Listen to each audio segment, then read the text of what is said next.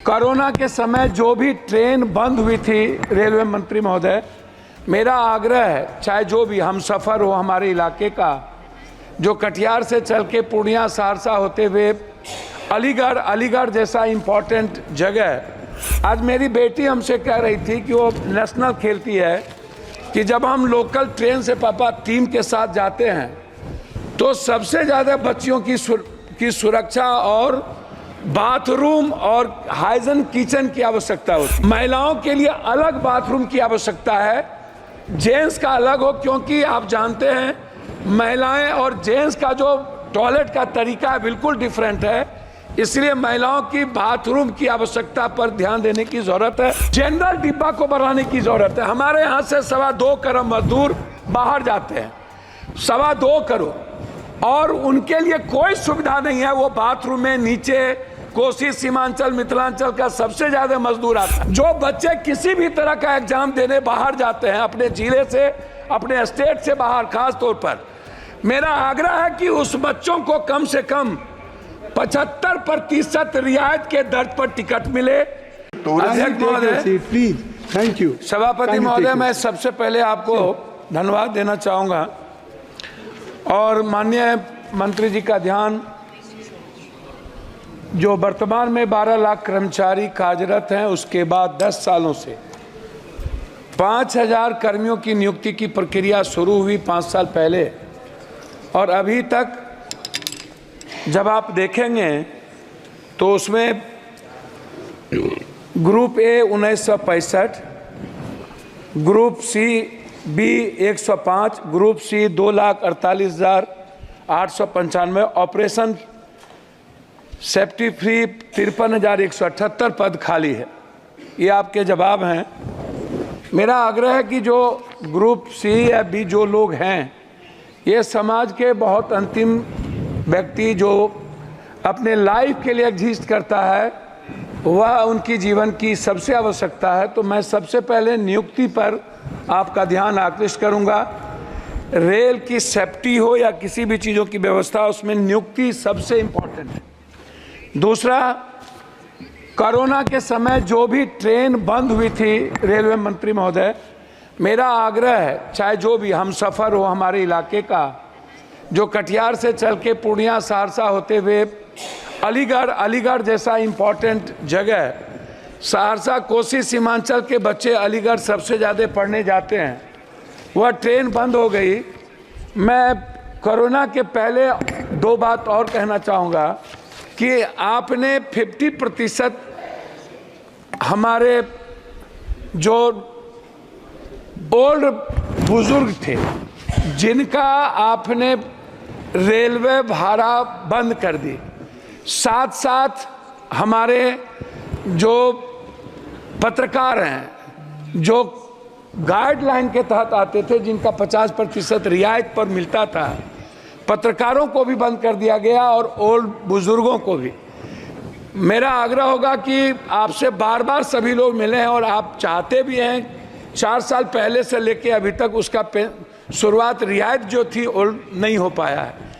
मेरा वो दूसरा है। तीसरा है, आज मेरी बेटी हमसे कह रही थी कि वो नेशनल खेलती है कि जब हम लोकल ट्रेन से पापा टीम के साथ जाते हैं तो सबसे ज़्यादा बच्चियों की सुरक्षा और बाथरूम और हाइजीन किचन की आवश्यकता होती है। उन्होंने मुझसे कहा कि पापा सबसे पहले यदि ट्रेन में कोई व्यवस्था करिए तो आप आग्रह करिए मंत्री जी से कि जनरल जो डिब्बा होता है उसके खिड़की 25 होती है, खिड़की खुला रहता है, खिड़की के लोहा टूटे रहते हैं, स्थिति अच्छी नहीं होती है, वो सुरक्षा की दृष्टि से काफ़ी महत्वपूर्ण है। साथ नहीं, मैं वही जी मांगी रख रहे हैं। दूसरा चीज़ जो सफाई है, ये बहुत महत्वपूर्ण है। महिलाओं के लिए अलग बाथरूम की आवश्यकता है, जेंट्स का अलग हो, क्योंकि आप जानते हैं महिलाएं और जेंट्स का जो टॉयलेट का तरीका है बिल्कुल डिफरेंट है, इसलिए महिलाओं की बाथरूम की आवश्यकता पर ध्यान देने की ज़रूरत है। प्लेटफॉर्म पर कहीं भी वेटिंग हॉल नहीं है ढंग का, और जो वेटिंग हॉल है वो उसके सामान से भर जाता है, लोगों को रहने की व्यवस्था नहीं है। जैसे हमारे यहाँ पूर्णिया जंक्शन है, पूर्णिया कोट है, बनमनखी है, मुरलीगंज है, मधेपुरा, अब इधर कस्बा है, जो जोगबनी से चलने वाली चीजें हैं, मैं उसकी बात बता रहा हूं। तो वो सबसे ज्यादा महत्वपूर्ण है।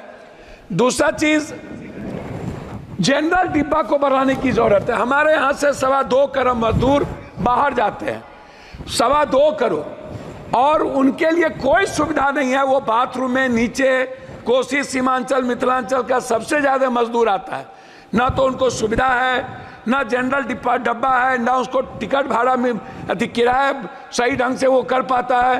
तो जनरल डिब्बा को बढ़ाने की एसी के जगह ज्यादा जरूरत है। मंत्री महोदय, मेरा सबसे महत्वपूर्ण जो सवाल है वो है एग्जामिनेशन देने जाने वाले बच्चों के बारे में। जो बच्चे किसी भी तरह का एग्जाम देने बाहर जाते हैं, अपने जिले से, अपने स्टेट से बाहर, खास तौर पर मेरा आग्रह है कि उस बच्चों को कम से कम 75% रियायत के दर पर टिकट मिले। पेंशनधारी जो है, जिसको आप 300 से 400 ज्यादा पेंशन आप ओल्ड को नहीं देते हैं, पेंशनधारी को रियायत पर टिकट मिले।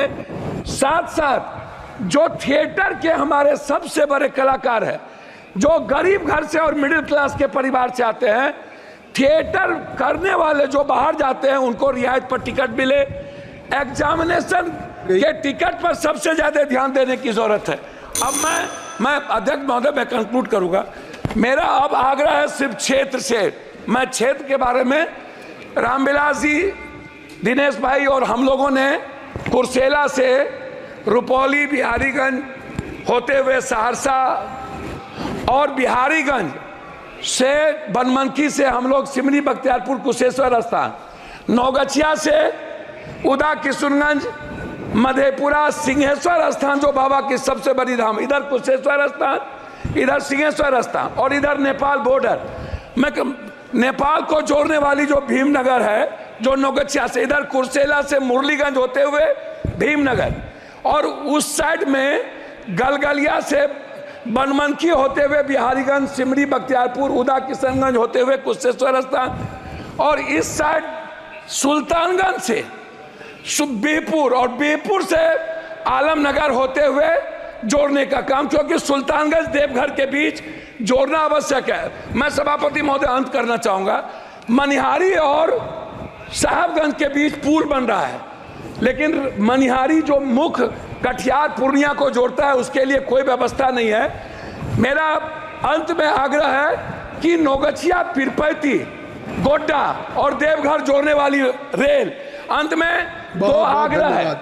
जो सहरसा से वैशाली, जिसको हम लोगों ने मिलकर शुरू किया था, मेरा अंतिम है सर 2 लाइन है।